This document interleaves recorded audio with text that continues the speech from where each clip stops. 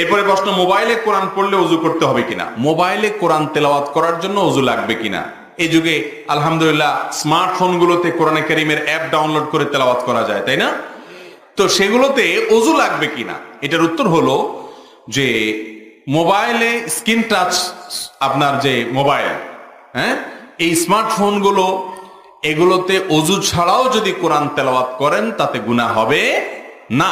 কারণ হলো কোরআনে কারীমকে আপনি সরাসরি যখন ধরবেন তখন আপনার ওযু থাকা লাগবে, কিন্তু মোবাইলের ভেতরে যে কোরআন আছে, যেটা সফট কপি বলা হয়, এই সফট কপি, এটা টাচ করা যায় না, ধরা যায় না। আপনি চাইলেও এটা ধরতে পারবেন। আপনি যে উপর দিয়া আঙ্গুল দিয়া সরায় সরায় পাতা উল্টাচ্ছেন, এটা আসলে সরাসরি ধরা হয় না, কারণ এখানে সেন্সর আছে, গ্লাস আছে, প্রোটেকশন গ্লাস আছে, অনেকগুলো আবরণ আছে, চাইলেও এটা টাচ করা যায় না।